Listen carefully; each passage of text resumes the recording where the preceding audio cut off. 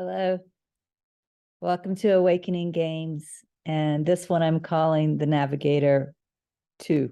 We looked at the fact that in the mind, when we are focused on the outer story, there's a backseat driver that's whispering into our mind. And what we're doing without being fully consciously aware is we're listening to that backseat driver.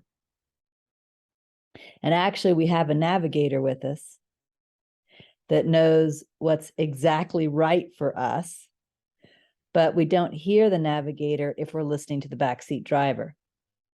And so what we need to do is shift out of unconsciously listening to the backseat driver by first consciously listening, recognizing those are not the right directions for us, saying, I'm not interested in that, and then asking the navigator, what do you have for me?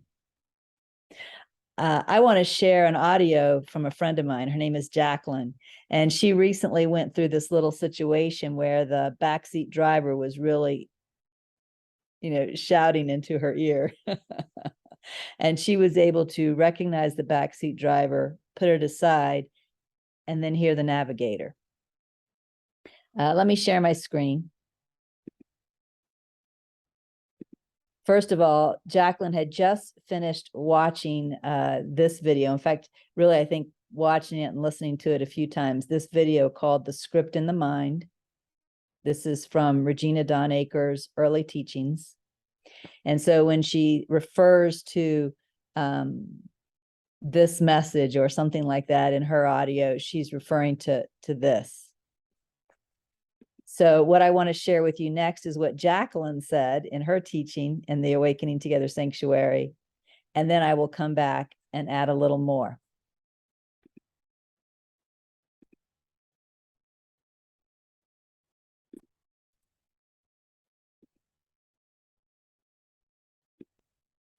Rest is great. The other thing, though, is honest to God, you keep showing up for this work and it works. That's not her. I'm not sure how we got Cindy in there. Let me. Oh, I think it just advanced. Let me go back. It advanced on its own from where I had it saved. So let's start about right here. Okay, here we go again. This should be Jacqueline instead of Cindy. Of the filter that you're looking through, guess what? I got bad news for you, because that's going to be, you're going to be looking through the ego. You just are. She said, so am I blindly following the ego script, or am I consciously following the Holy Spirit script?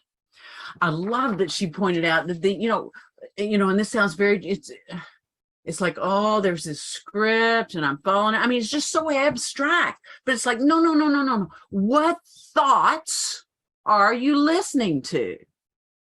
What thought am I listening to in this discrete moment, and this discrete moment, and this discrete moment? And again, if I'm not conscious of what those thoughts are, they're going to be ego thoughts. I'm going to be listening through my ego filter, and the way that shows up here is like, wah, wah, for me. Look what you did now. Boy, you really screwed that up. I mean, those are the ego thoughts that play and will play until I become conscious of them and go, I see that thought. I'm really not interested in that thought. I'd rather think with Holy Spirit. I'd rather turn to my spiritual aspiration, or I'd rather take that pause and say, Holy Spirit, how would you have me see this now? Or inner wisdom, or however you refer to your own inner wisdom. So let's see. And so I was saying, I really got that today. So Connie, you'll may or may not find this amusing because it affects you a little bit. So anyway, so what happened was, I've been looking at this auction. Auctions are very, very cool, and they're a cool way to buy property, and you would be shocked at what you can get at an auction. Well, so I bought something. I bought an 8x10 metal shed for $335, and they added this little whatever they add. So it's like $360, right? But the shed is completely put together. It's on skids. It's got wooden shelves. Right now I'm paying for an 8x10 unit. I'm paying $100 a month. So this seems like a really good deal, right? You can buy one of these new sheds for like $500, but then you still got to get it put together and all this. It's all great, right? Well, problem is I got to pick this shed up. So I called my nephew, and we talked about whether he could get it, and there's reasons why he can't get it, and so now I got to call the towing company, and so what's going on is wah wah wah wah wah, right? It's like, oh, you have really screwed the pooch this time, well, didn't you think you were clever? And I mean, all of this stuff in the background. Now, let me tell you right now, I got so excited as I'm dealing with that and listening to this message and reading it. I got it written down here. I got so excited. This lesson is worth $360. Let me tell you. I mean, it just is to see. I mean, I don't know what's going to happen with shed. That's a whole nother thing. But just to see, that's what's naturally playing there in the background. Oh, look what you've done. You are bad. You have really, blah, blah, blah, blah, blah, blah, blah, blah, blah. Those are the thoughts that I'm listening to. I'm not listening to the thoughts that go, your nephew just suggested you pick up the phone and call a rollback service, which apparently is a towing service. But it's like, so pick up the phone. I mean, it's just not that. It's not, okay, this is where we are. Let's put one foot in front of the other and see what happens next. I mean, I can barely pick up the phone and call because I've already made the determination that I'm so bad for not having thought this all the way through. I'm almost paralyzed with that. So I'm going to stop that right there. What's so wonderful about this teaching is that she's pointing out, she saw all this in her mind. She's pointing out exactly what I talked about last week. So first of all, if you're listening to what she calls the wah, wah, wah, right? You're just being driven by that. But, she was able to see that, and she was able to put that aside. And how do I know? Because she also describes the right mind. She also describes the navigator in this particular audio, right? Okay, you bought the shed. You called the nephew. The nephew suggested this. Now make that phone call, right? Very neutral, unemotional. Everything's working out fine is really the way that the navigator is. The navigator, like if you had a navigator in the car with you, the navigator would say, well, go up about a mile. When we get to Center Road, take a right. We're going to go another 20 miles. When we get to First Street, we're going to take a left, right? Very just clear directions. The clear directions were call the nephew. The nephew suggests a towing company. Call the towing company, right? And she was able to pick those instructions out. But before she could pick those instructions out coming from the navigator, she had to let go of the, you're so stupid. You didn't think this through. You screwed things up again. And while she was still listening to those thoughts, she said she was paralyzed. She couldn't even take the next right step, which was to call the towing company. So it's a perfect example of what I'm talking about in the awakening games now, right? In the awakening games now, what we want to do is we want to notice the backseat driver, disregard the backseat driver because it's not the navigator, and then turn our attention to the navigator. What have you got for me?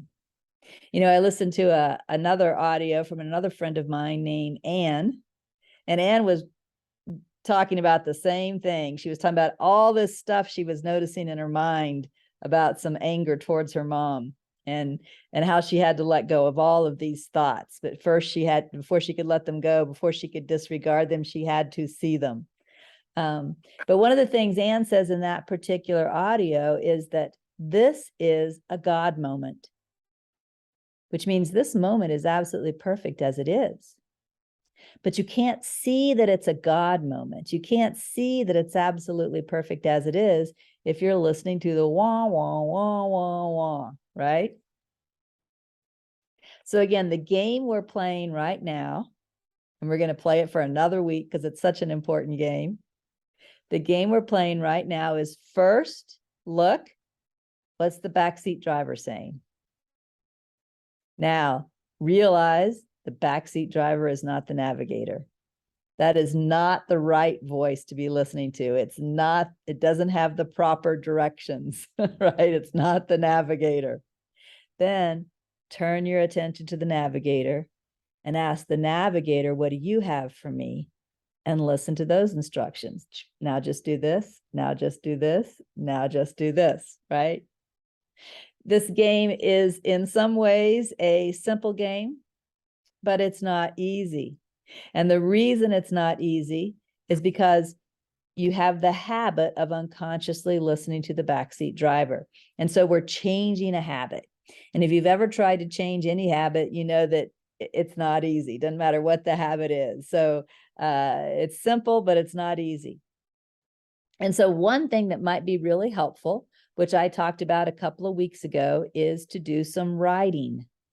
You know, first write down what the backseat driver is saying. Notice that that's not helpful, right? And then ask the navigator, what do you have for me? And literally write what comes next. It could be very simple. You know, with Jacqueline, it was very simple. What comes next? Well, your nephew suggested you call the towing company. Let's call the towing company and see what happens next. That's very open. That's very clear, right? That's the navigator. So I want you to practice this for another whole week. In the last audio, I mentioned several things I learned from the navigator or from inner spiritual wisdom. Everything that I learned from the navigator that has any real depth to it actually came through the journaling process, through asking within, what do you have for me?